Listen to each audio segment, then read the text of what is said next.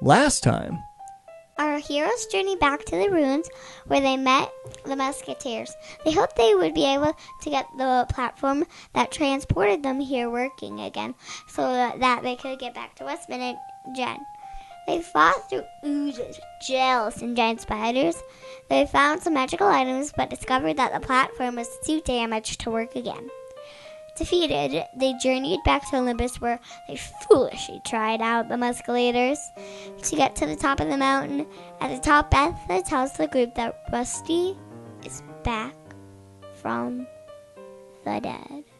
Every time I put the car in reverse, I look back at the girls and say, oh, this takes me back. Dungeons and Dragons and Daughters!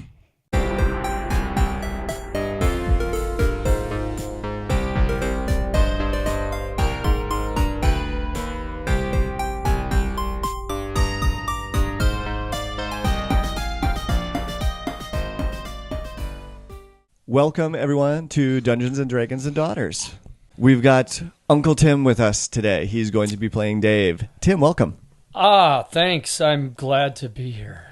Tim, happy birthday. It's your birthday today. Oh, no, Happy not birthday today, but to Noob. it was last week, but Happy was attendance birthday. today. Okay, Happy well, we're celebrating it birthday today. To Yeah. Noob. Ba, ba, ba. And Tim- Happy birthday Tim is a to noob. Noob. Ba. So we had Joey on a couple of episodes ago, and he was a total noob. He had Oh, never yeah, played any RPG paper pencil game before.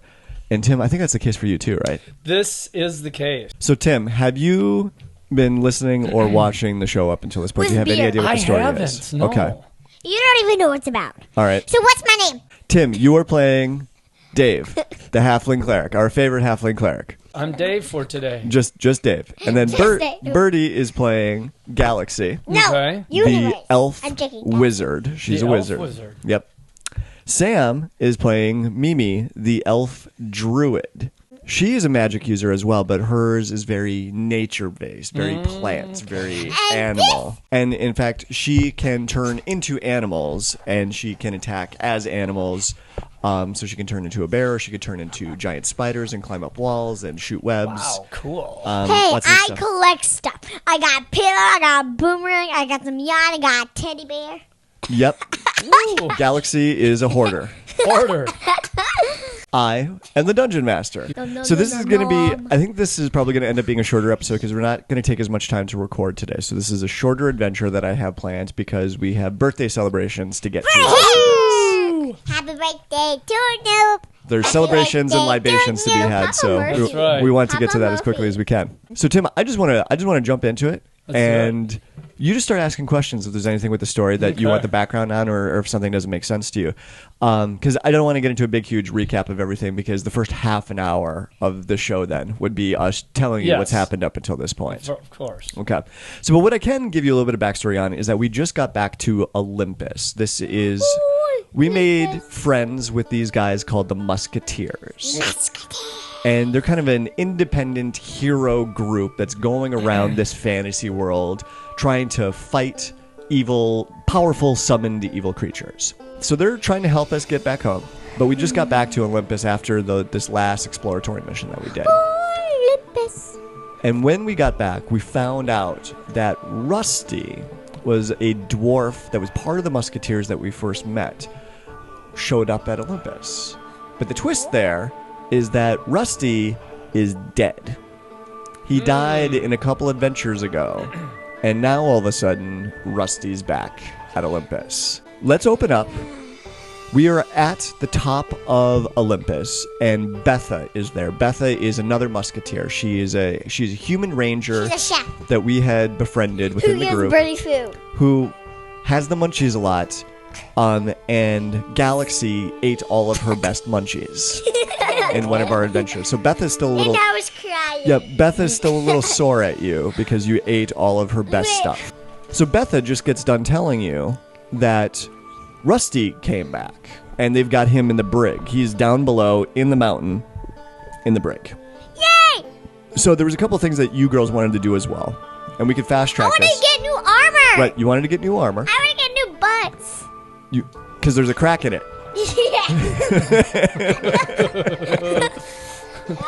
And so you're going to stop and you're going to be able to get new armor. So you've got new armor. It's pretty much the same as what you had before, but your armor class is back to what it was before. Do we have to pay?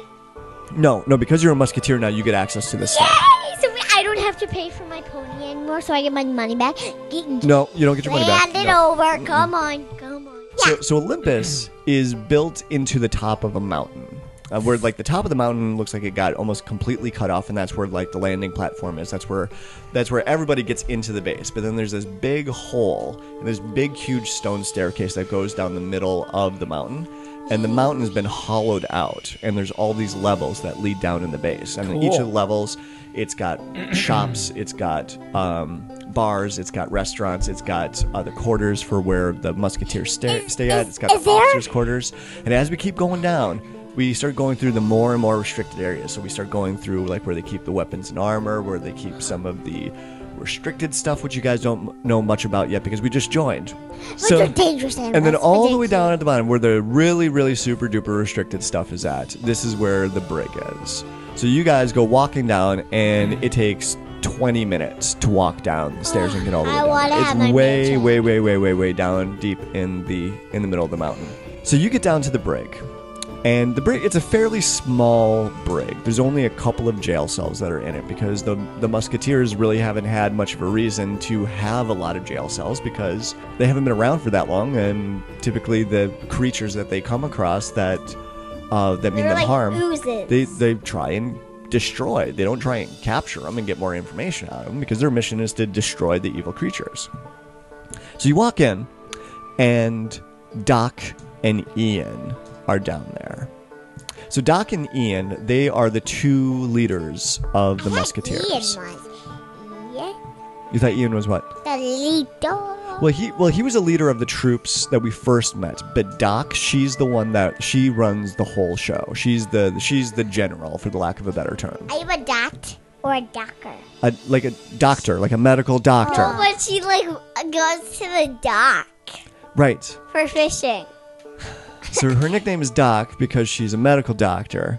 And she goes to the dock. And they also decided that it had a double meaning is because she likes to fish so much There you go. off of the dock. And that's the reason why she ended up with the nickname Doc. So you walk into the brig, and Ian and Doc are standing there. And there's two other musketeer guards that are there as well. Yeah. And they're both standing there with their arms crossed, and they're looking into one cell. And there's Rusty laying down on a cot. He's got his arms behind his head. He's laying back. He's just relaxing, and you can hear him just humming slightly under his breath. Wait, Rusty isn't the guy who's dead? Well, no, Rusty is the guy that's dead, but this guy that's in the cell Supposedly dead? looks like Rusty, and you can tell he is not dead. So, what do you do? Rusty, do you... Oh wait, I forget. What was the voice I had for Rusty? It was a gruff voice like this. Mm-hmm. Hi, hey Mimi, good to see you.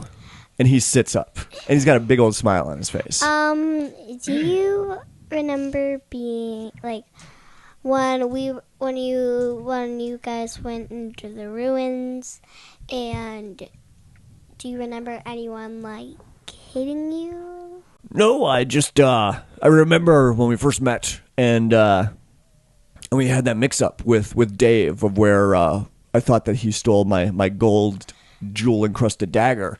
And then, I remember doing some exploring, and then I got hit in the back of the head, and I blacked out. I don't know what happened after that. Do you know who did it? No, someone just stuck out behind me and hit me. So Wait, what were you doing? I was just doing some exploring. Oh, and where did you wake up? Well, I want all of you to roll an insight check. Mimi, what did you get for your insight? 10. You got 10? Okay. Galaxy, what did you get? I got 18 plus 1, so... So 19? 19. Dave, what did you get? You said it was 18. 5. You got 18? I sure did. It. Dave and Galaxy, you got insight checks that were high enough to realize Dave wasn't just injured. We buried him. His head was bashed in. He was dead. They buried Who? Rusty. This guy yes. that we're looking You at said right Dave. now. Yeah. Okay, right. So he was dead for he sure. was dead. We buried him. Okay. We did last rites and everything. He's like, you performed the last rites at his funeral. Okay. Ask I next. just would like to say one thing Sure. to Rusty. Where did you wake up? Oh, I woke up at the ruins, and then no one was there anymore, so I came here. Is there a specific spot where you were? Just in the ruins? I don't quite remember. Are you a twin? No, I'm not. I'm Rusty. Look at me. I'm Rusty. Do you have a twin? No, I don't have a twin. Do you have a brother? No, well, yeah, I've got a brother. This voice is gonna kill me too. It's hard on the throat. I will do it for you. Thank you. Me too. Maybe you specifically. I want you to roll a Arcana check. Okay. 27. Mimi, just Mimi. We don't have to roll. You got a 9. What do you add to it? I added everything in. Oh, okay. Okay. I'm not going to give you any more details based off of that roll then. So do you have any other questions that you want to ask Rusty at this point? Yes. Can you tell a little more about yourself? Well, sure, yeah. And he proceeds to tell you his name, where he's from, when he joined up with the Musketeers. Like, He talks about when he first met you at the ruins. He describes all of that in very great detail. Yeah, he's able to spit back all the information about Rusty there is. but like your favorite? Yeah, he's able. Like colors? Yeah, my favorite color is purple. I like long walks on the beach, and I'm a Sagittarius. What's your favorite animal? My favorite animal is a Turtle. stone hawk. Oh, I thought it was a puppy. You sound so. What's your favorite shape? My favorite shape is a rectangle. What's your favorite rectangle? A rectangle. Rectangle? A rectangle. A rectangle? Okay, so do you have any other questions that I do. might actually lead somewhere? I do. What's your favorite monster? Oh, God. All right, Galaxy, I want you to roll a Arcana check now too. You Plus. Plus 5. okay? 8. All right, so we're short on time, so we're gonna move this along. So What's your Sam, favorite monster? you have. There is a spell that you have. I believe it's called. Look on your spell sheet. You've got a spell. I think it's called Moonbeam. I got Moonbeam. I know that. I know that. I got Moonbeam. You got Moonbeam? Okay. So let me read this one to you. So Moonbeam, a silvery beam of pale light, shines down in a 5-foot radius, 40-foot high cylinder centered on a point within range. Until the spell ends, dim light fills the cylinder. When a creature enters the spell's area for the first time on a turn or starts its turn there, it is engulfed in ghostly flames that cause searing pain, and it must make a Constitution saving throw. It takes 2d10 radiant damage on a failed save, or half as much damage on a successful one. A shape changer makes its saving throw with disadvantage.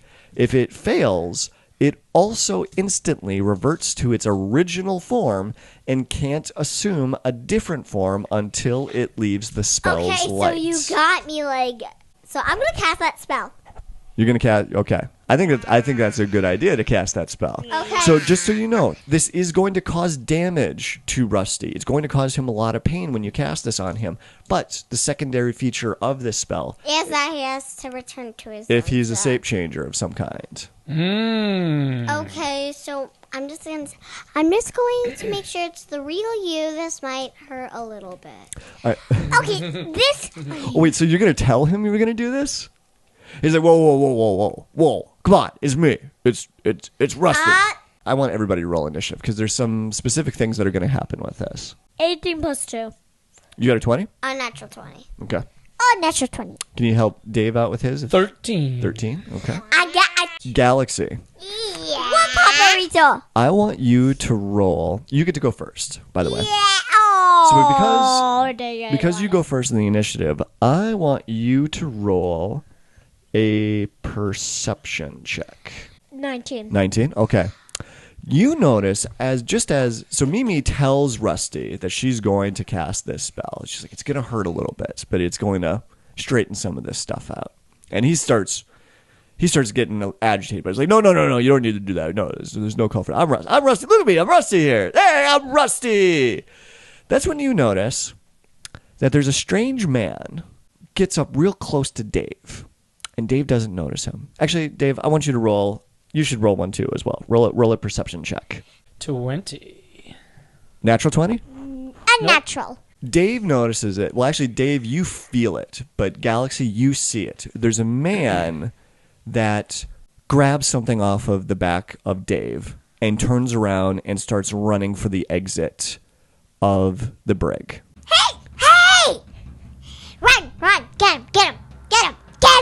So, well, it's your action. So he started running. You can cast a spell on him. You can attack him, or you could just run after him. I better hurry. It's your turn. No need to stress. I bet He's it's getting away. Bethla. I bet he's Burning hands. It's probably Bethla. She just needs more food. You can do burning hands on him? Okay. Level 1. And he misses his dexterity saving throw. So, Bird, I just need to roll the damage. 6. Okay. 2. Okay, which is 8. 2. Okay, so 10. So Yum. you turn around, you see this guy running for the exit, and he gets right by the exit, and the two musketeer guards are still standing right by the exit as well. And you hold out your hand. You've got your wand in one hand, your hand in the other hand. No, you've got your hand out and your magic wand in the other hand.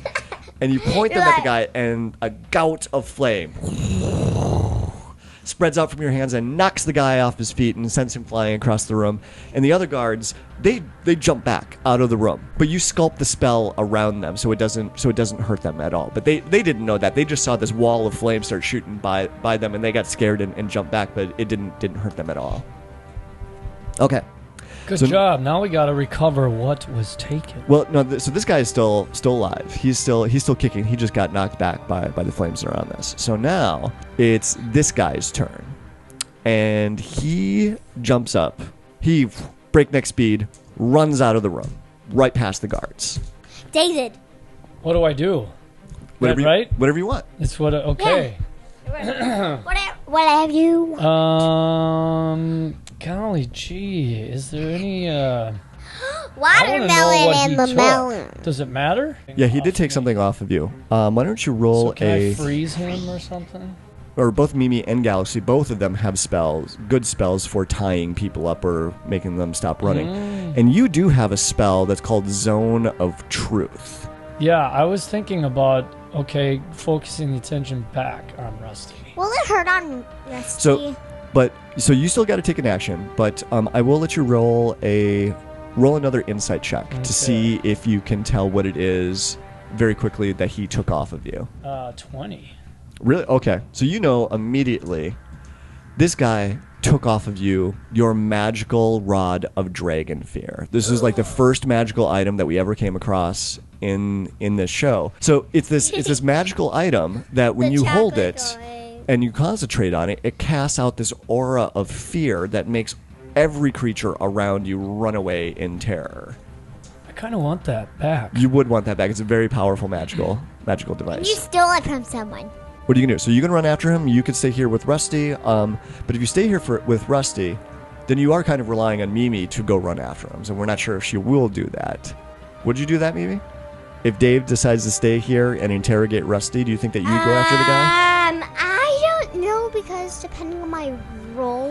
Well, don't we? And I'm not that. So I could get the truth out of Rusty, or she was gonna do her spell. Right. On Rusty. Right.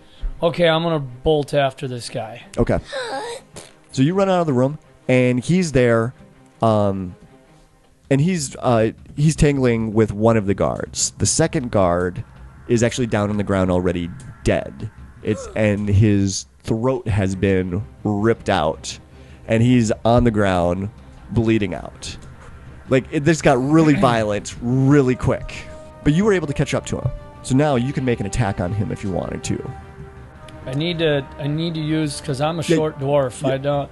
You're a halfling. I'm not. Yeah, halfling. I can't. So you don't have a lot of attack spells, but your mace is a magical mace, and it's a pretty good attack. I'm attacking. I don't know. Okay. So roll a 20-sider. What's the number that you got? 2. So you got 8. 8. Okay. So you run up to this guy, and you swing your mace at him, and he easily dodges out of the way. and he kills the other guard. Oh, sorry, buddies. Okay. Except for you, bleeding throat. Except for you, bleeding throat. All right, it's Rusty's turn. So Rusty, well, he can't do anything. He's inside. He's inside the bars. Crying. Yeah, he's like, he's like, Mimi, hey, Mimi, come on, it's me, Rusty. You don't have to look what that guy's doing out there. You should go run and go help them. Look at it. He just killed one of those guards. And he took. And it completely didn't do Rusty's voice there. So sorry about that. He was like, go look, you just killed one of those guards. You should be going out there and helping them.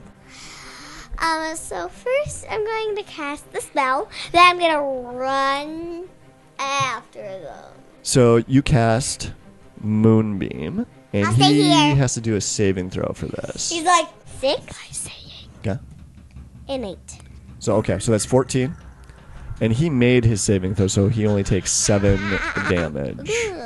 But does he transform to anything? He doesn't transform. So either his brother's dressed up as him, or he's a zombie. Or just the spell didn't work. So then you run out and you close the distance with the rest of the group that is around the stranger right now. I want to be Spider-Man. You gonna cast your web spell? I want to be Spider-Man. He gets a dexterity saving throw. Web the guy. So this guy is pretty quick. And you shoot the webs out at him, and he dives quickly and rolls out of the way as this big chunk of spider web splatters across the wall of where he was standing. So this guy, something strange happens, and his body starts to contort, and he starts getting bigger, and his clothes start to rip on him. And fur starts to spring out all over his body, and a snout starts growing out of his face. He's a duck. Ducks don't have snouts; they have bills. Ah. So Then what and is it he? is so his action is spent changing into a werewolf. Dave, your turn now. What are you going to do with this werewolf that's now standing in front of you? I'm going to turn and run. Because this guy has evaded all You only tried once. attacks. You only tried to hit him once. But so have the rest of them. And now he's a werewolf. Right. So, but one thing to keep in mind Go about at you. Dave as a halfling, halflings are very, very brave. In fact, that whenever they get into situations of where they're faced with overwhelming odds Or when large someone turns into creatures, a werewolf. when they're forced to roll a check against being afraid, they get advantage, which means that they roll a 20-sider twice and they pick the higher of the two numbers. So just in general, interesting. Dave is a very, very brave guy, and Right, Even if Gimli he's would not drunk. run away. right, I'd Even say if werewolf. So you can still run away if you want to. I'm just saying that character-wise, Dave probably wouldn't be that intimidated by a werewolf now. Okay, well then, considering that, I mean, I ran and attacked once. Do I have anything else I can attack him with? You can try it again. It wasn't a very good roll that you had the first time. Oh, yes, right. Because I think exactly. it was So it was I'm at gonna try 2 that you again. rolled Yeah, last exactly. time. Yeah. All right, come on, 20. Poop. Please poop. Not bad. And this is what? Plus what? Plus 6. 20. 20. That's a hit. 7. 7. Nice hit. I did. So you run up to the werewolf and you hit him in the ribs, and he screams out in pain. But he's still very much alive. But you hit him successfully. No, it's Mimi's turn now. I'm going to turn it into a werewolf. Turn into a werewolf. It's bear time. It's bear time. Let's do it. It's bear time. So you see Mimi run up and dive out into the air, and in midair transforms into a big grizzly bear, This is my face. and she swipes out with her claws and her fangs at the werewolf. So which attack are you going to do first? I'm going to do my tail.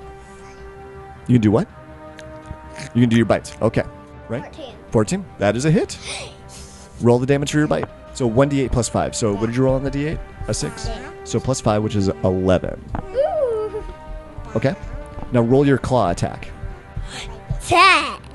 10 plus... 6. Right, 16. So that'll be a hit. Now roll the damage for your claw attack. I get 11. That's the same one as You got 11? Nice. All right. So Mimi runs up as a grizzly bear, bites the werewolf right on the arm, and then swipes out with the claws right across its belly. Well done. All right, Galaxy, what are you going to do then? Charm person. Oh, that's interesting. It is a humanoid, so yeah, you could do charm person. I'm gonna do it. So then you meet my friend. All right, so you if you cast this, he gets to make a wisdom saving throw, and if he makes it, then it won't have any effect on him. I know, but then I can do it again. Okay, what's your spell Wait, difficulty what? class? Okay, so it's 14. You and me for and it werewolf. does not save. So you successfully charmed the werewolf. Yeah. Is he my friend? Yeah, so the werewolf immediately stops attacking. Hi, what's your name? And he turns back into a person. Hey, And what's your I name? need to come up with a name for this person I know. real quick because I wasn't expecting this to happen. Gregory from Diary of a Wimpy Kid. Gregory. I like Gregory. Okay, so this werewolf turns back into a person, and he looks at you. He's not smiling, but he's not grimacing or anything like that. He's like, my name is Gregory. Are you my friend? Well, we only just met, but I feel like I've known you all my life. I feel like that we could be fast friends. Excuse me. Can I have that thing on your neck? That crystal? Rod of Dragon Fear. Yeah. Yeah, he had it just tucked into his belt. Can I please have it? Yeah. For safekeeping. Oh, you know what? My boss really, really wants this. But it's not nice to steal, you know. I know. But do you want to be my friend? Can I borrow it? No, sorry. But you could. I'm really going to be in big trouble if I don't give this back to him. You could have my teddy bear. You could take my teddy bear. I want you to roll persuasion. It's a Okay. skill, and I want you to roll it with advantage. 15. 15? And then what do you add on to it? What's your for persuasion? -1. -1? Okay. Well, 14 is still good enough. Yeah. 14 is, so you're not very charismatic, so you can't, you're not really good at talking to people. But you've got him charmed. And he's like, you know what? He might like the teddy bear. Okay, yeah, I'll trade it for the teddy bear. Well, So he hands you the Rod of Dragon Fear, and he takes the teddy bear out of your hands. So he's like, so can I go now? yeah, go ahead. Go ahead. Wait, I just wanted to say something. I want to say something. Why were you here? He kind of gives you a look like he doesn't trust you. It's okay if you don't trust me. I mean, you don't have to say. Well, he looks back at Gallexsy. He's like, are these are all friends of yours? Yeah, don't worry. They can keep a secret, and they're very trustworthy.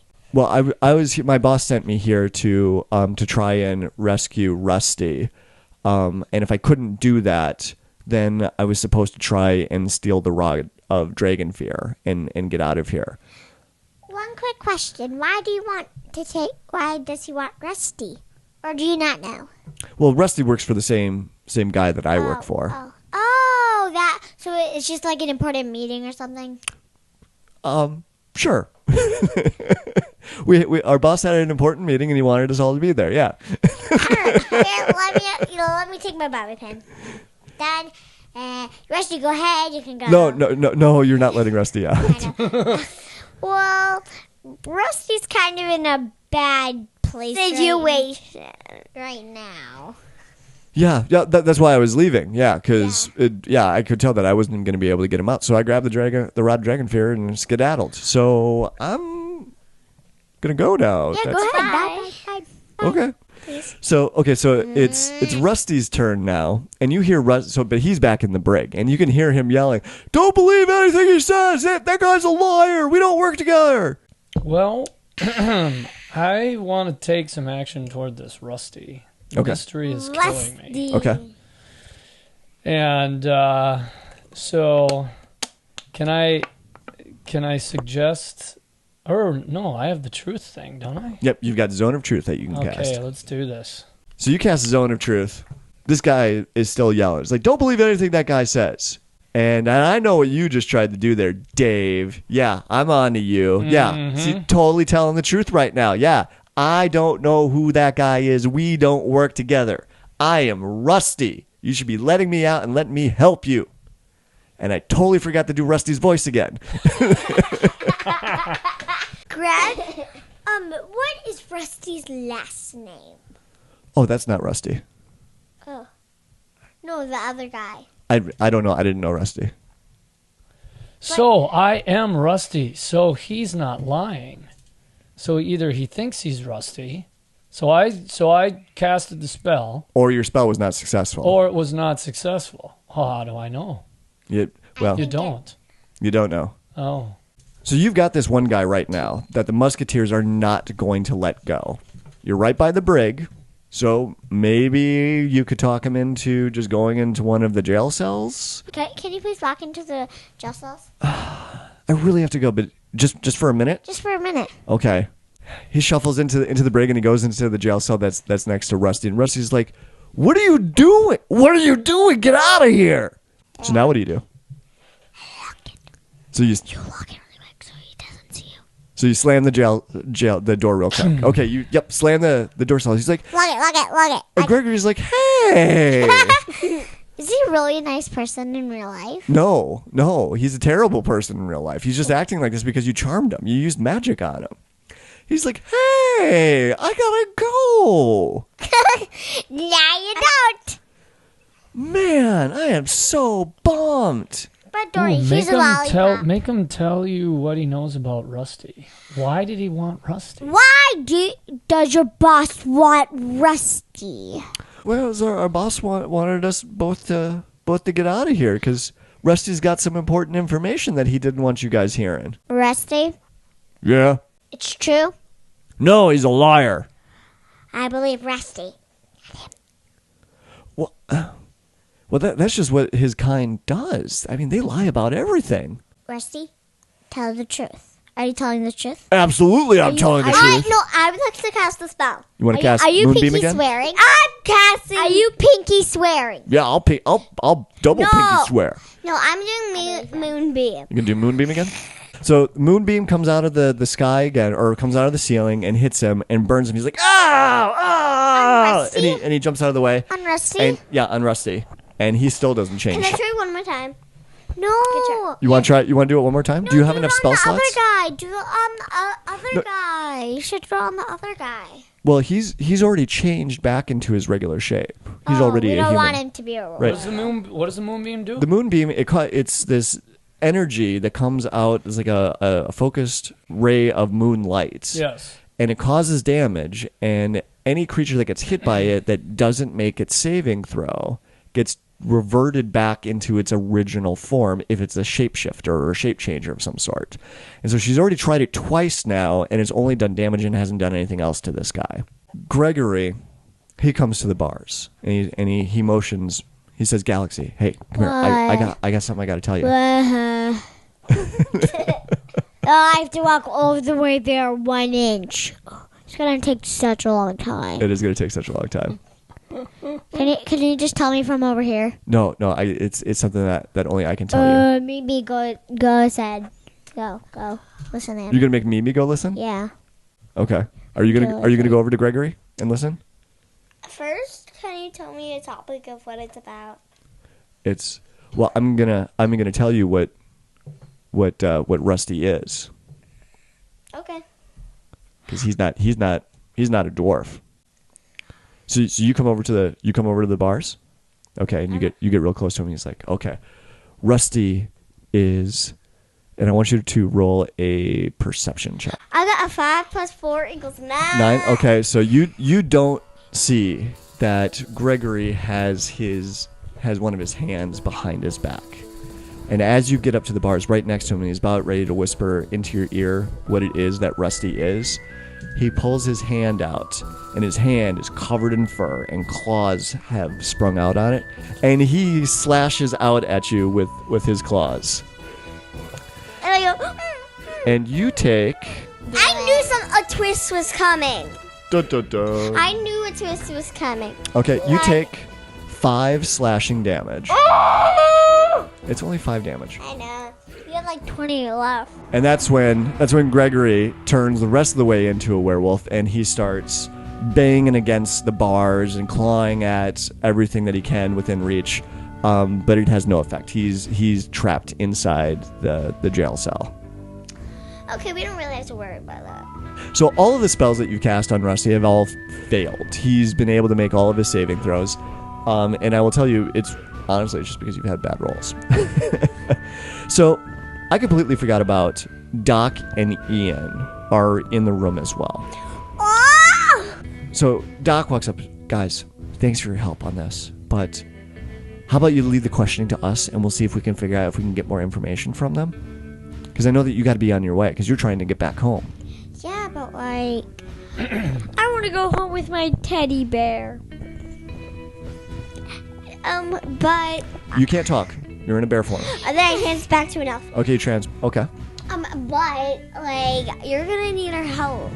But I couldn't be able to, like, go, like, ask, like, say to Rusty. When you change back into your elf form, Doc is giving you a weird look. She's looking down at your shoulder, and she's got an odd look on her face. And then I look. When you look down at your shoulder, the wound that the werewolf gave you is still there. Normally, when you get hurt in your animal form and you change back, the injuries that you took go away. But for some reason, this injury didn't go away. Please don't turn into a werewolf. Mimi, you're my best friend. You're my only friend. Mimi, I need you to roll a Constitution saving throw. You have... Is she gonna turn into a werewolf? Roll a Constitution saving throw. What did you roll? 7. You rolled a 7. I got an unnatural 7. You got a 7. So Mimi, I'm sorry. You have now just been cursed to be a werewolf. That's me crying. So there's a reason why it's called a curse, because as you turn into a werewolf, the more and more you do it, you become more bloodthirsty. You start to become more evil, and eventually you can't be around people anymore because you just want to kill everything that you come across. So it is a curse. It is a bad thing. Can it get lifted? It can get lifted, and that's the bad news, is that you have now been cursed by this attack from the werewolf. The good news is that Dave does know someone back in his hometown that has the ability to lift the curse. And it's on the way back out east, but we don't have a lot of time. Dave, you know that there's someone back in your hometown that can lift the curse. They've lifted these werewolf curses before, but you have no idea how much time that you have. Right. You just know that we need to get there as quickly as we can, because the longer we wait, the harder it's going to be. Mimi, please, can she control turning into a werewolf? No, she can't. So how will you do it when she gets angry? So when there's a full moon, she will turn into a werewolf. So like... And you won't have any control over it. You'll turn into a werewolf and you'll start killing everything around you and run away. But will she know? No. Stuff? No. She won't know anything? No, it won't be her when she's a werewolf. She will be a monster. You don't know you don't know what to do at this point, because none of you have enough knowledge on werewolves to know what to do. Dave is the only one that knows that back in his hometown, he knows someone that can cure this. So we better get moving. Doc says, because she's the one that looked at the wound on your shoulder and noticed that it didn't go away. And she says, I know that you have to go quickly because of the curse, but can you spare just 5 more minutes and come to my office with me? I've got some news about Jet that you need to hear. So, and you guys were planning on leaving with the supply wagons that were going to be going east. And so we could still stick to that plan, because that will lead you out east. But what about the flying? They will catch up to us once the Griffins are back. we can get on the supply wagons, which are going to be leaving soon for the day, and that will start us east. That will start us going towards Dave's hometown, where we can get the curse lifted, and we can go in the right direction. But Doc wants to talk to us for a few minutes before we go. Okay. Okay, is Jed dead, or is he here? Or he's dead? So Doc leads you up to the next level in Olympus, where her quarters and her office is at. And she walks you in, and it's sparsely decorated. There's not a whole lot of flash that's to it, but it's functional. It's got a desk, and there's some paperwork, and there's some other items that are around the office. And she points to a metal contraption that's hanging from the wall, and she says, "Do any of you know what this thing is?" And none of you do. You have no idea what this thing is. Camera? The closest thing it looks like is like a reel-to-reel type of projector that's on Nope. it. Even if I'm the wizard. And she says, this is a device that we were able to build from some of the equipment that Ian and I took from Atlantis. And this lets us listen in on the Atlanteans' communications. When you were in Westman, you found those ruins with those metal hallways that had the doors with the electronic keypads. Well, the Atlanteans, they're scavengers. They go everywhere in the world trying to find the technology and the equipment from the ancients. So when you guys got in there and you opened up some of the doors, they picked up on the electrical signals, and they sent a scavenger crew out to that place. They didn't know that there was vampires that were in there, though, and so they lost a lot. A lot of Atlanteans got killed when they went in there because they were trying to get the equipment. But for some reason, they saved Jed. They took Jed with them. The vampires? No, the Atlantean soldiers. Oh. They rescued him. Do you have any idea why? And they know him? Well, let me ask this question then. And she reaches into her pocket and she pulls out a glowing blue cube, and it's about 2 inches per side. And she says, "Do you have any idea what this is?" No. A ball? No, it's a cube. A cue ball. It is the opposite of a ball. I'm saying a cue ball. And it's glowing blue. It's got light flashing in it. And she says, "Well, I want to give this to you. Me? This, well, to the 3 of you." Okay. Oh, to us 3, not Dave? Yes. So this is called a holocube. It's used to send messages to very important people in Atlantis. And anyone that carries one of these gets the automatic protection of any soldiers that come out of Atlantis. So I want you to have this, because as you move east, if you ever encounter Atlantean soldiers, this will protect you from them. If they don't get us. Right, they won't, yeah, right. They, if they know that you have this, they won't harm you. And if you're in trouble, they will help protect you and they will rescue you as well. So, but the reason why this is important, and the reason why I asked if you knew what this was, or if you knew why they would help Jed, it's because Jed had one of these on him. And I have no idea how that's possible.